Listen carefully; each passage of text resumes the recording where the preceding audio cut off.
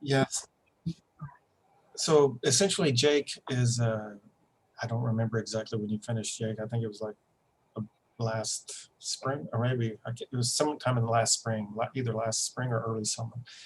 But his work, the paper that he's going to be presenting today, or the work that he's going to be presenting today, is one of the 3 articles that he was involved with. And it's very unique in the sense that there aren't many studies that have been able to capture local commuter choice information at a university as it relates to commuters' decisions about coming in and accessing the university. And so, like, we had access to this very rich data set, and of course he utilized that information to obtain information about what people's preferences are as it relates to things like pricing and things like how far they have to travel. And so it's a very interesting transportation study, and I think it has much broader ramifications to a lot of other, beyond, say, like a campus environment, beyond like what people are willing to pay and what they value as it relates to transportation alternatives. So Jake's done a very good job. He's now a research assistant professor here within our department, and we're very excited to have him as part of the faculty. So go ahead, Jake. I won't take up any more of your time. Thanks, Eric. So I will just begin by sharing my screen if that's all right. So let me try to get that situated.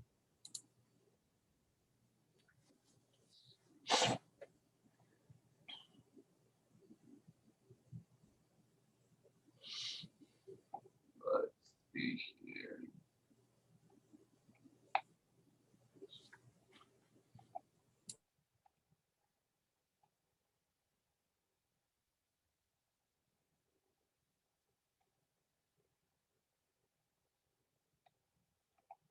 Okay, can everyone see a sort of PowerPoint slide here? Okay, awesome. So as Eric said, my name is Jake Wagner. I graduated from WSU last May with a PhD in economics, and then joined some projects that Eric had been working on sort of in this transportation sphere. And this was one of sort of the early projects that I got involved in. And so we sort of on the end, sort of have the end of the tunnel sites for this particular project, but we're building on it as well. So we encourage any feedback, and especially as we look forward in how we can implement this in terms of policy. So as Eric said, and as the title mentions, we're curious about commuters' mode choices. So how they're getting, how they're commuting to where they're going. This will be set at WSU, so commuters to campus. Then also their parking decision. So for those who choose to drive to campus, how do they choose where they're parking? And this is joint work with both Eric at WSU, Dana Moore at WSU as well, and then Dan the coach.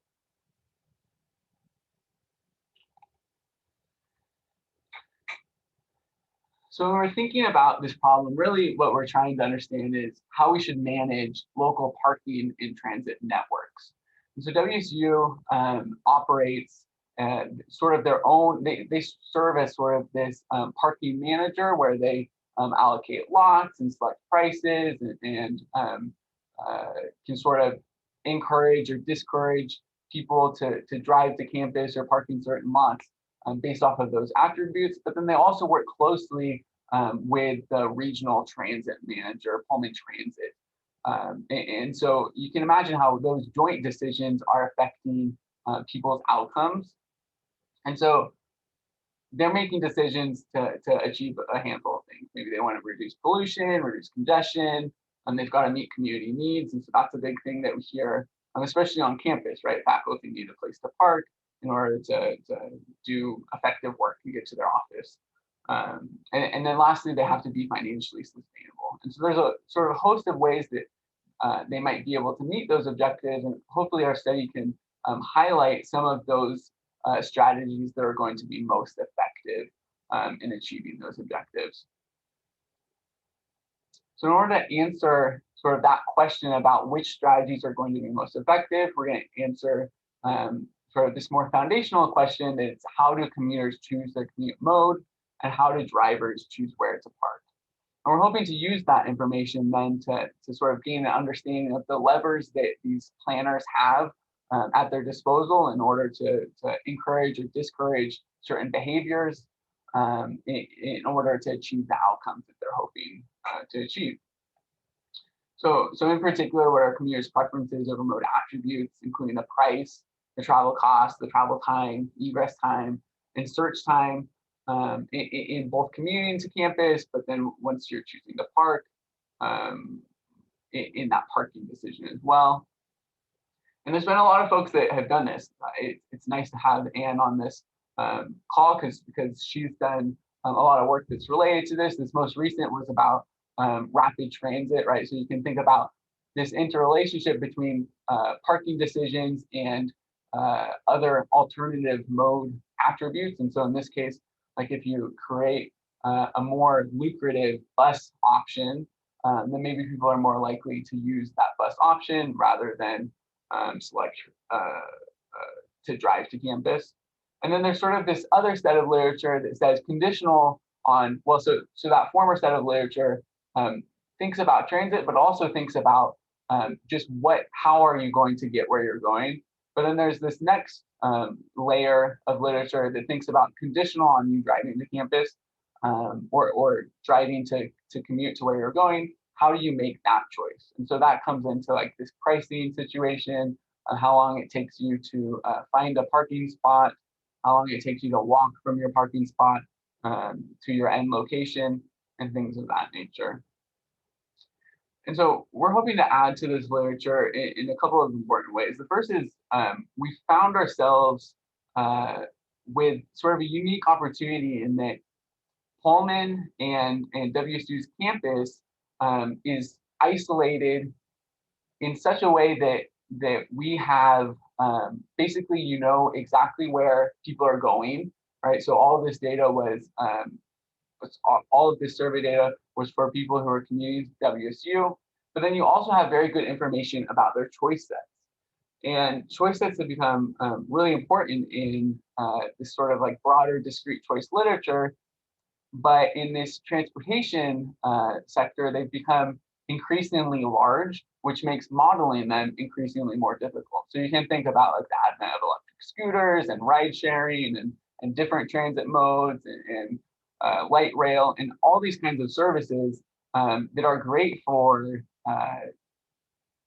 people who are trying to commute to work, but aren't necessarily good if we're trying to model them because capturing them all in a model becomes quite difficult. In our setting, we were fortunate in that, well, fortunate and I suppose unfortunate in that the set of choices is relatively limited. And so we were able to fully capture those choices in individuals' choice sets, which gives us confidence in being able to have a really accurate model. So you can imagine in a model where maybe you were thinking like in a more urban region and you were to omit one of those choices, basically you're just introducing bias, which is, as we know, problematic. The second thing that we're going to do is we sort of thought about that mode choice. So should you take the bus, should you drive, should you walk, or should you bike? And that parking decision, conditional on you driving to campus, where are you going to park? Those have sort of been modeled independently of one another, with a couple of exceptions.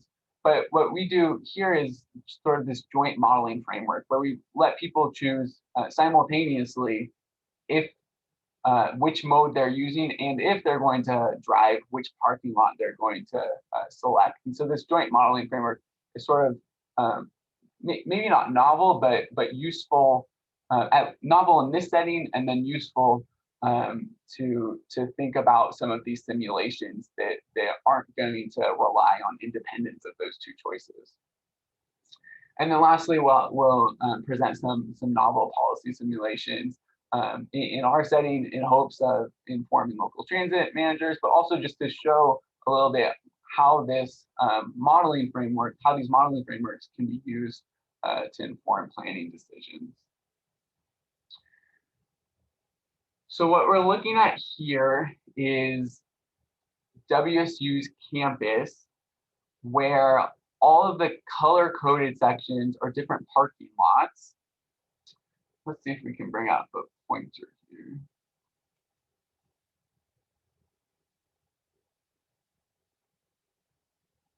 Let's see. Okay, so where all of the color-coded regions are different parking lots, and they're color-coded according to prices.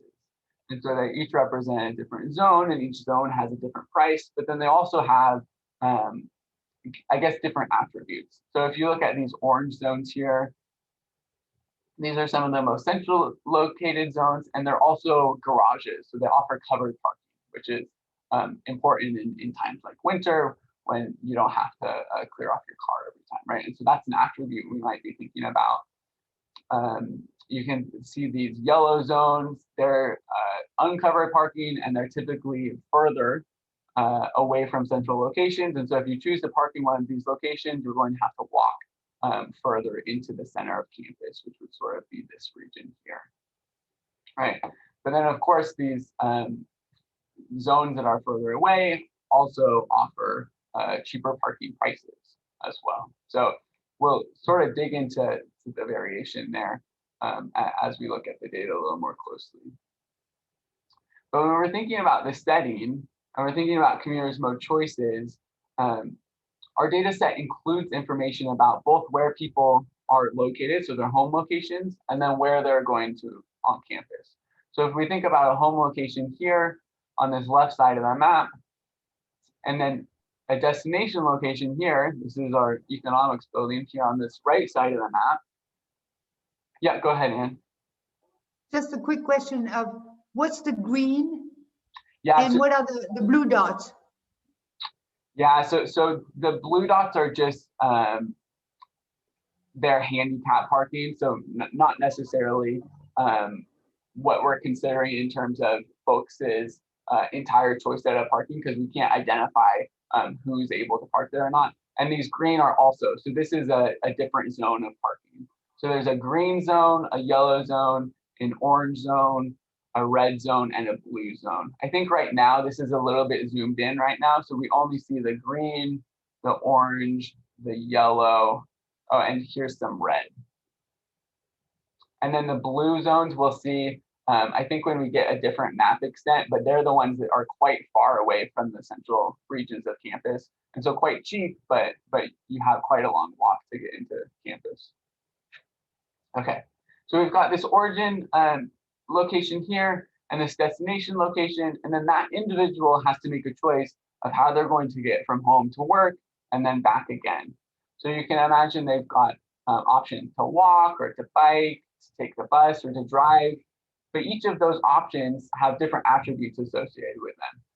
So maybe most salient is just this travel time. How long does it take me to get from A to B via those different modes? And as we can see, it takes longest to walk at 27 minutes and shortest to drive at 5 minutes.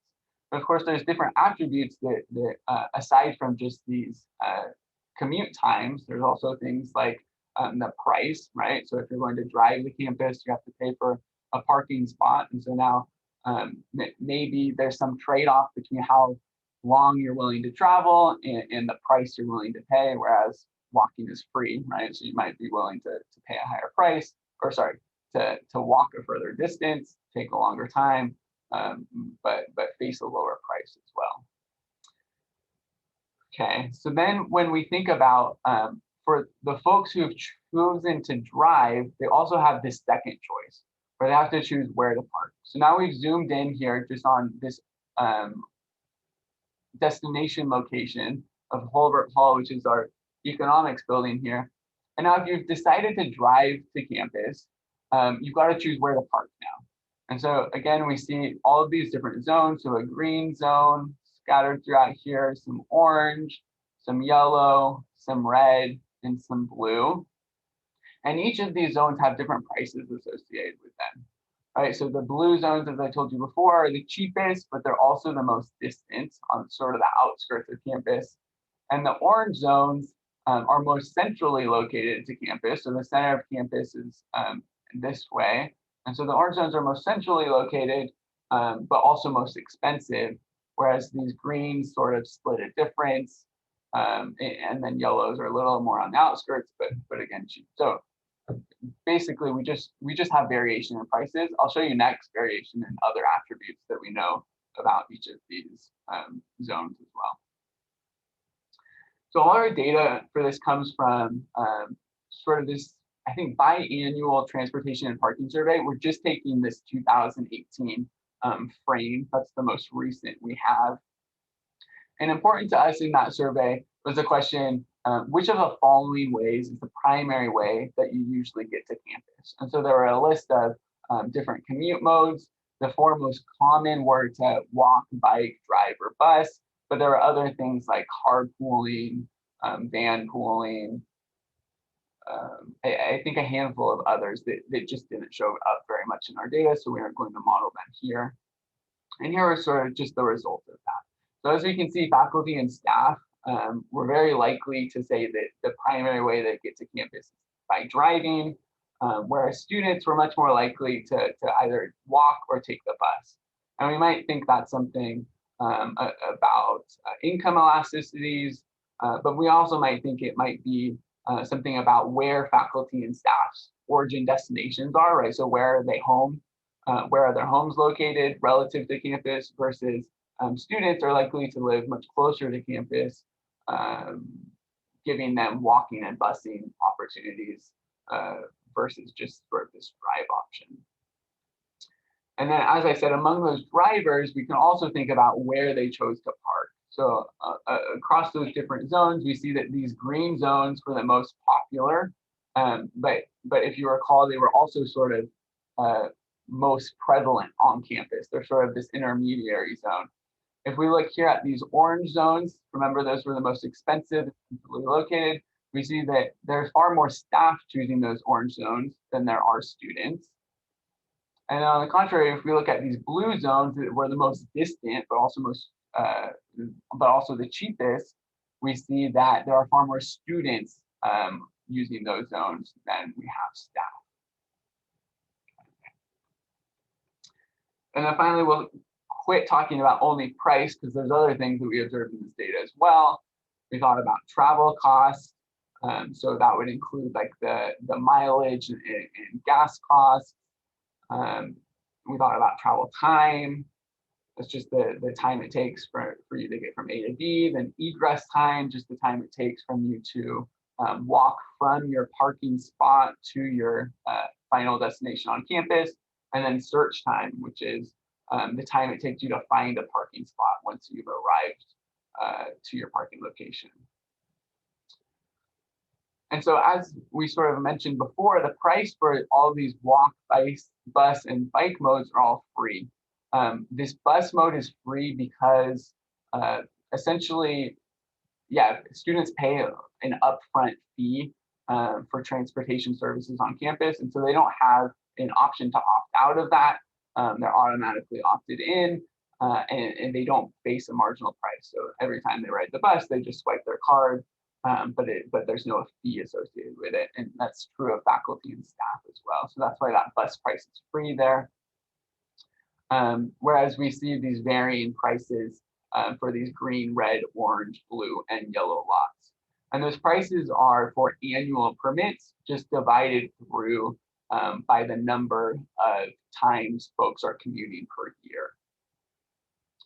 Then we calculate travel costs. So this is just a mileage plus sort of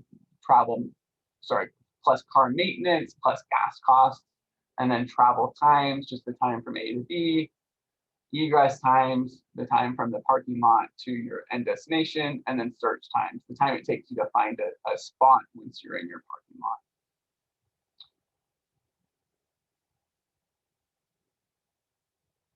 Okay, so then using all of that sort of information and structure, we can now address this question. How do commuters choose their commute mode, and how do drivers choose where to park?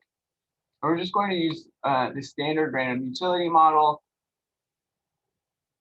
where Xij is going to be these attributes. So that price, the travel cost, travel time, egress time, and search time. And beta I is going to be individual preferences over those attributes.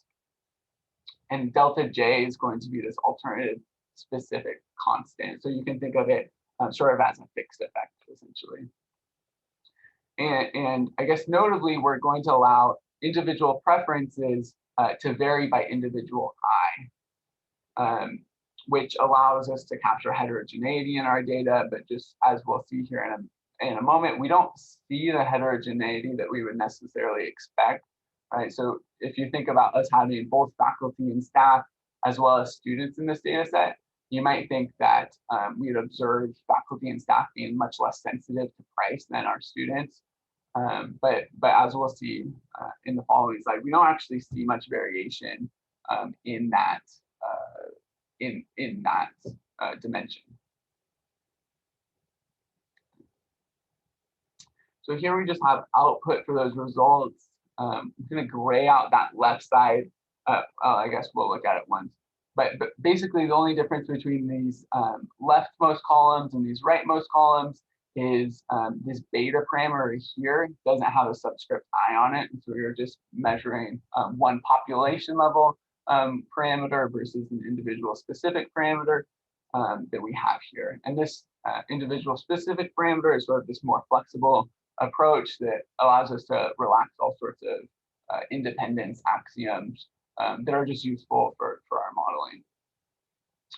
So we'll go down the list of these parameters here. Basically, all we're going to do to start with is look at the signs of the parameters. We aren't too concerned about the magnitudes because they're all relative to the magnitudes of the coefficients, and interpreting them on their own isn't so straightforward. So we'll just look at the signs of each attribute, where a negative sign indicates that basically that's providing disutility to the commuter, and a positive sign indicates that that's providing utility. Or so negative is bad, so like when prices are higher, this negative here says folks are less likely to choose modes for which there are higher prices.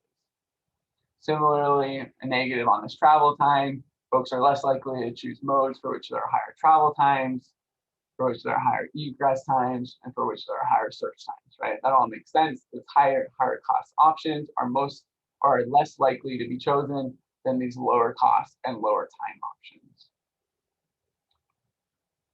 If we move on to these alternative specific constants, again, we can think of them like fixed effects. So if we think about sort of all else equal, what's individuals' propensity to choose any given mode, conditional on those other attributes that we're observing, we see that folks are less likely to choose these bus or bike modes. Sorry, the left out alternative is walking. So less likely to choose these bus or bike modes relative to walking.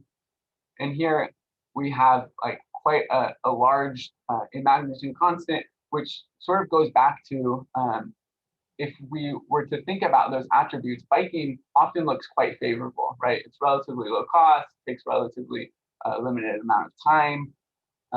But for whatever reason, and this has been shown sort of in all sorts of settings, biking is just pretty unpopular, at least in these regions, which just is shown by that negative magnitude.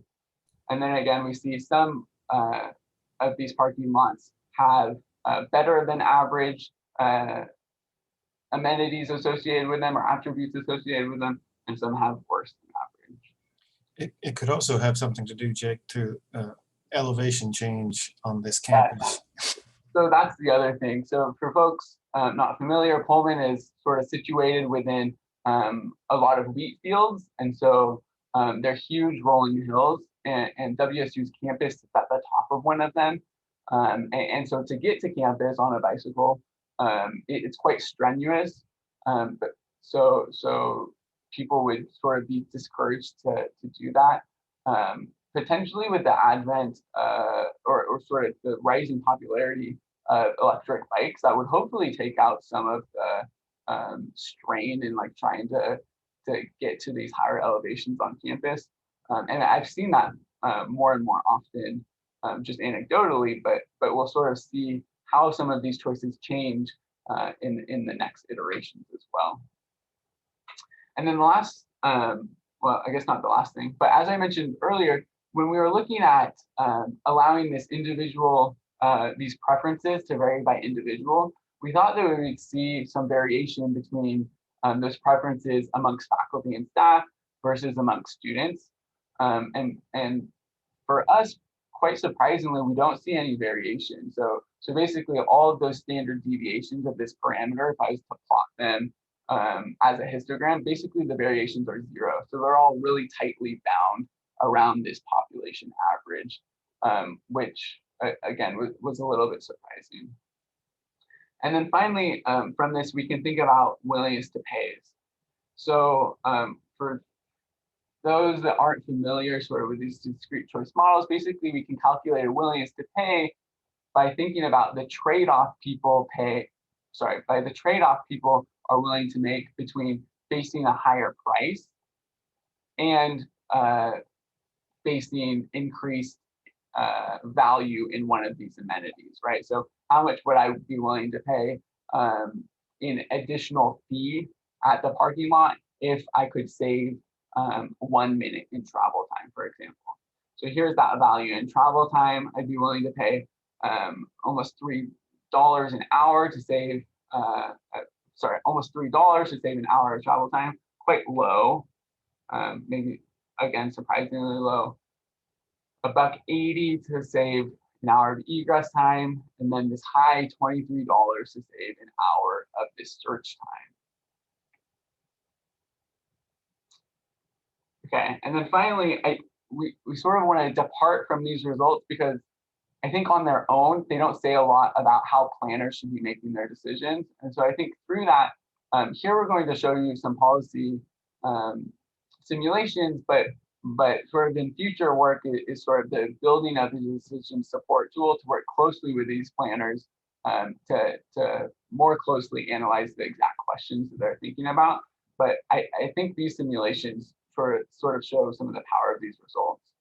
So first, we're going to think about how increasing permit prices across all permit zones affects commuters' decisions. Right, so this is a policy that would be enacted if you're trying to discourage folks from driving to campus in order to reduce congestion, pollution. We're going to actually be able to analyze at what price levels do folks change their decisions, right? So at what price levels are effective in discouraging folks from driving to campus. Then we'll look at just a specific permit zone. And so this is thinking about, this is same for like central business areas where you're trying to create walkable areas or non-driving areas, in which for those most central locations, you either close them off entirely from traffic or you increase the prices quite substantially. So at least in those central zones, you have far less congestion. And so that's what we'll see here, and increase the price just at that orange permit zone. And then we'll also look at closure, right? So we can imagine pushing the price sufficiently high such that we're essentially closing those orange zones as well. Then we'll look at increasing the efficiency of the bus service. So if we reduce travel times, either by offering more convenient stops or by offering shorter routes to have quicker turn times, getting people to campus quicker, how does that affect people's choices? So we'll do that in a couple ways. We'll decrease the travel time with bus trips across the board. So just like you can imagine a percentage decrease in all driving times. And then we'll also cap travel times at these different levels. And you might think of the reason this sort of second scenario is useful is that it might be quite hard to reduce a bus travel time for those bus trips that are relatively nearby campus already. So if you're already thinking about it's only a 5-minute bus trip, reducing that by 20% might just be infeasible, and it might be a bad use of resources, right? So if you were already offering a short trip, you probably aren't going to capture many more riders by shortening that trip even more. And so it might be better to think about capping sort of these long trips in order to really improve service to those folks at the margin who are most likely to make a change towards this transit mode when they have improved service. And finally, we're going to think about, actually, I think there's one more after this. We're going to think about increasing the bus fare. And so one of the comments about this was, well, if we're going to consider increasing the efficiency of these bus services, there's probably going to be increased costs. And we're going to have to cover those costs in some way. So one of the ways to do that would be to increase the bus fare. So we'll look at how increasing the bus fare affects our outcomes. And then finally, we'll look at both policies C and D combined. So in order to achieve these improved efficiencies, we'll have to increase the bus fare. So if we do those both simultaneously, how do riders' outcomes change? So I'll walk through each of these one by one. You'll see a similar graph for each of these. So what we've got on the left axis here, and I just noticed this, these are demand shares. So these should really be percentages. So rather than 0.5, it should be like 50%, 40%, 30%, 20%, 10%. And so on the left, we're seeing these demand shares, which is the percentage of the population who is choosing each of those modes. And the modes are color coded here. And so this green mode here is the percentage of the population who is choosing to drive and park in the green parking lot. Orange, same percentage of people are choosing to drive and park in the orange parking lot. And then in purple here, we've got the percentage of people who are riding the bus. And in gray, we have the percentage of people who are choosing to walk to campus. Along this x-axis here is what's going to change throughout these different simulations. So our first simulation was increasing the permit prices across the board. And so from sort of this status quo here, this baseline of 0%, we can think about how increasing permit prices changes people's outcomes.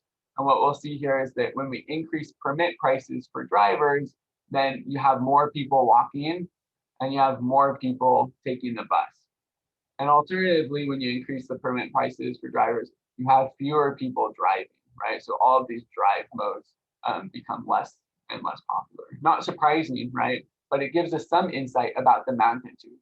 So we can think about precisely if planners on campus were thinking about increasing the permit prices by 25%, we can estimate the difference in bus ridership, for example, right? And so we went from, let's say, somewhere around 39% of folks riding the bus, and if we increase the price here, maybe about a 5% increase in bus ridership. And we've got those precise elasticities later if you'd like, but that's sort of how these results can be used to evaluate specific policies.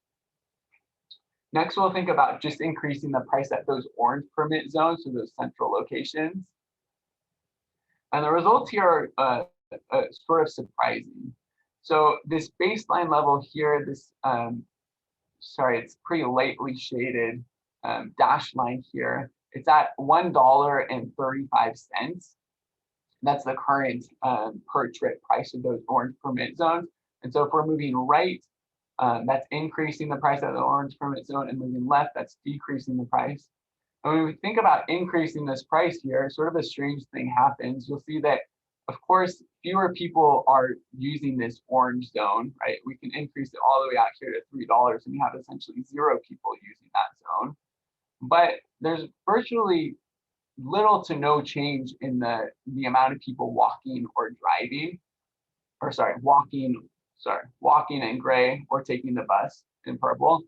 Instead, what's happening is that you have these other drive options that are all sort of sharing the influx of demand from people who were formerly driving and parking in the orange lots. They aren't switching to walking or busing. Very few of them do. Instead, they're switching to driving and parking in these other permit zones. So on one side of things, that might be good if your hope is to decrease congestion just around these orange zones. But what it's showing is that we aren't actually decreasing drivership at all or increasing bus ridership on the other side of things. Instead, we're just encouraging folks to keep driving, but to park at a different lot instead. We'll look at decreasing the travel time of bus trips. So again, if we increase bus efficiencies, increase bus efficiencies would be going left. And so we increase bus ridership. What's kind of funny about this is by increasing bus efficiencies, you increase bus ridership, but you also decrease the amount of people who are walking. And so you sort of have this balance here of if your goal is to reduce the number of people who are driving to campus, then this policy is effective in doing that, but simultaneously it's also discouraging people from walking to campus, which is sort of the other side of the coin that you have to wrestle with a little bit. Yeah, go ahead, Anne. The previous slide, I just want to know why you use another scale, and whether that will affect also the way you present the results. So you Yeah. have a continuous scale as opposed to changes in percent Yeah, increase. That's a good point. So yeah, so I could change that to percent changes. I guess one of the reasons was that we were trying to think about this choke price. So what is the price at which no one's going to use that orange permit zone? And so by having these nominal numbers, we can show that this choke price is, if I recall, it's somewhere around $2.70. So that's the price that you could raise the price of the orange lot to $2.70, and then no one would choose to park at that orange lot. And that was a little bit harder to show with percentages, but I agree for consistency, that might be worthwhile.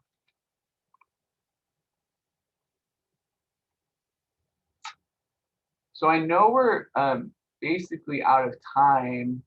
So I'll just run through a couple of these quickly. Here, when we're thinking about these bus caps rather than these total reductions, we can see that basically what we were trying to find out was that unlike in this previous scenario here, when you reduce bus travel times, even for the folks who were already walking, you also decreased walkership. And we are trying to think of, well, if you just capped bus travel times instead, would you still have those folks who were previously walking continue to walk? And so you wouldn't sort of inundate the bus system with additional people who were already doing maybe the socially optimal thing. And so these caps do that a little bit, right? So we cap bus travel times at each of these respective times, and we see an increase in bus ridership as we make bus travel time shorter and shorter. We again see a decrease in walkership, but it's shallower. But again, this increase in bus ridership is shallower as well, and so it's a little bit of a wash in terms of which policy is most effective. But when we really dig into it, you'll see that at least this policy, while it achieves similar results, it's much more cost effective than reducing all trips across the board, and also much more feasible. There's circumstances where that other policy just isn't feasible. Here we'll see an increase in the bus fare. Again, this bus fare right now is $0. And what we see, even when you increase it nominally, bus ridership falls dramatically. And so this might say that sort of including that fee as part of student fees and not letting students opt into it, it is maybe effective, because otherwise you'd have far fewer people taking the bus, and is what this shows. And then jointly, we basically can find sort of this optimal cap and this optimal bus fare that still encourages bus ridership, because folks are willing to pay at a certain price as long as they're given an adequate level of service, which is sort of like this rapid transit stuff that Anne has been involved in. So I think that's, we can close here. Were there questions? I know we ran long. Yeah, I have several questions for you, actually. So first off, when you were considering the utility of bus services, did you take into account any of the reliability metrics or ease of getting to the bus, for example? Because I know I'm currently in Madison, Wisconsin right now, and in the winter, taking the bus here is not very fun. Not because the buses don't run, you know, they're obviously very good at plowing the streets and knowing how to get the buses to run in the snow, but even just like walking to the bus, it's so cold and miserable that it's much less would have much less utility. So how are some of those other factors of transit considered in this study? Yeah, so that's a great question. And unfortunately, in some of these analyses, they aren't included very well. So like in those bus transit times, we do consider folks' proximity to the nearest bus stops. And so all of these travel times are estimated with Google Maps. And so that includes just in their calculations on their side of things, that includes like the travel time to the nearest bus stop, and then also the wait time at that stop. And so those are included, but we don't have any of this seasonality. And so with that concern, and then a couple of others, we've sort of, the extensions of this work are, now we've started working more closely with transportation services on campus, and then also the local transit provider, to have basically all of their demand accounts throughout the seasons. And so we can think about that question a little more carefully, because one of the concerns is that, especially in these winter climates, is that you encourage folks to buy an annual parking permit only to get through the harshest of temperatures. But if they've already bought that permit, there's no incentive for them to then quit driving to campus. And so if we could design policies in such a way that sort of accommodate, we understand in those harsh conditions, maybe folks don't feel like they have another option other than driving, but maybe in those sort of shoulder months and throughout the summer, we would like to maybe design policies different to sort of account for that. Yeah, so you actually just brought up what my next question was going to be. Yeah. So it seems like you just confirmed this, but it seems like that the way that one would purchase parking is through an annual permit program. But I remember I had a professor here at the UW who basically did a comprehensive transportation redesign for Seattle Children's Hospital. Yeah. And one of the main, and with the goals of, reducing pollution, all the stuff you listed before. And one of the main things that they did, besides, offering, paid bus fare and all that good stuff, is they implemented a program where they completely abolished parking permits and made parking a day-by-day expense. And so, and what they found was that gave people the option, if you're like, for whatever reason, running late or something, you have the option to drive, but it doesn't, have people say, oh, I want to, bike half the time and drive half the time.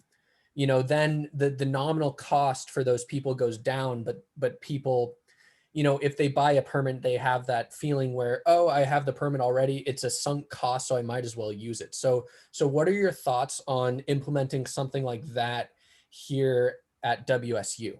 Yeah, so basically that's in some ways our objective a little bit. It depends on how those permit prices are structured.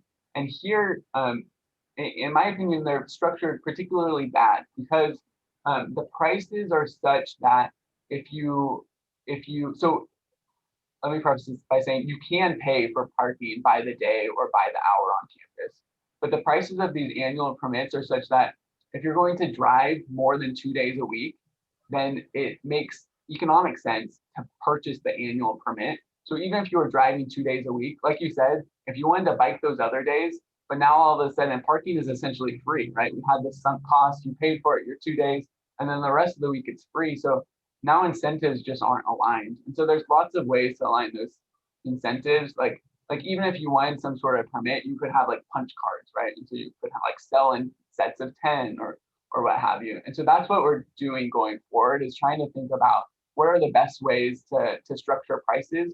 And then especially when we're considering if folks are less likely to spend a full day on campus, how might you structure hourly prices to accommodate for sort of this change to more remote work where folks only want to come in for certain hours as well, to sort of be accommodating in that sense. Even though that might encourage more people to drive, it would at least get more use out of any one parking spot, so that it could be used multiple times throughout the day. Gotcha. Excellent. I don't want to monopolize your time with questions. So does anybody else have any questions? I have a planner's question, which is how do you sort of not control, but how do you test for distance, between home and campus? How that affects, not only mode choice, but how people are willing to sort of change. And, especially for students, if you start building more housing closer to campus, would, that be beneficial? Yeah. So in this study, we include those travel times. So basically for each individual, I think for confidentiality, we didn't ask for addresses, but we asked for their nearest cross streets. And so we could get really great estimates for how long, again, using Google Maps, for how long it takes individuals so they told us their nearest cross streets and then also where they spend most of their time on campus. So through Google Maps, you have these drive times, these bike times, these walk times. And so we estimate all of those. But I think to get to your point a little better, we also need to consider sort of like these neighborhood effects as well. And so if maybe there's regions that are more walkable than others for whatever reason, that would encourage either habit formation or at the very least sort of these multi-trip opportunities. And so one of the things we saw was folks who are driving to campus do so in part because maybe they have to stop by their daycare on the way home and pick up their kid, or they've got to stop by the grocery store and pick up their kid. So we think there's other things at this neighborhood level that would allow for more non-driving opportunities if you allowed for other walkability conveniences as well. And then in parallel, I mean, I think it'd be interesting in these models to sort of go, not only into the housing sort of choice, because, the farther you are from campus, the cheaper the house is, right? And so you make people make these kind of choices. But then, the thing about physical activity, for instance, that's becoming, important in terms of mode choice, especially for young people. Yeah. So to include that in the models in the future, and maybe another one now with climate change, how people start sort of putting that into their decision making, their contribution to climate change. So it's sort of a way to make the models sort of richer. Yeah, which would be really interesting. I appreciate that. Those are great suggestions.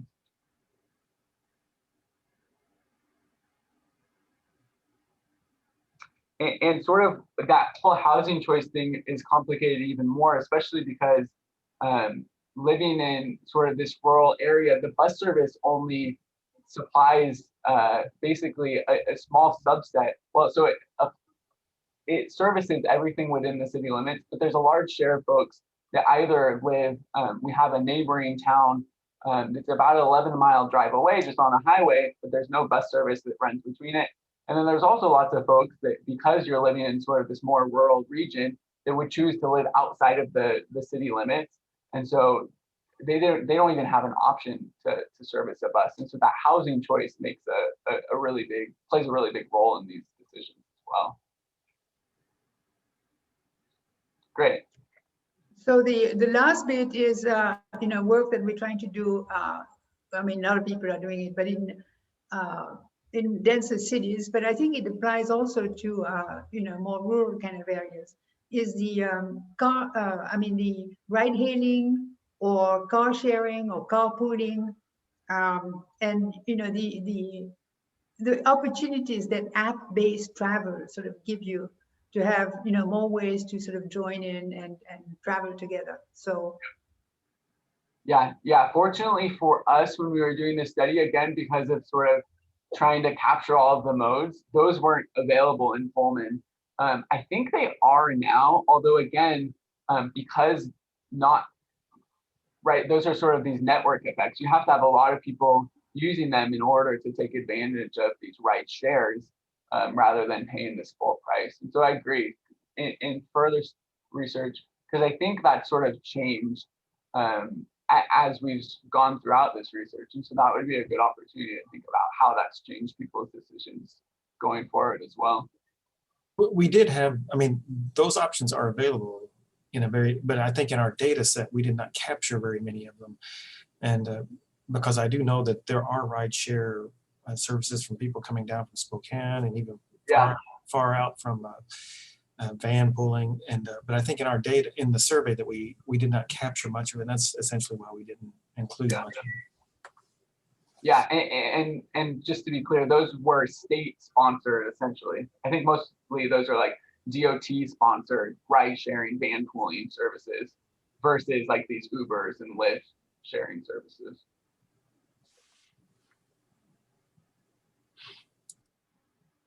Cool. Well, I appreciate all the comments and feedback. It's definitely helpful and will help us in this future work. So thank you all.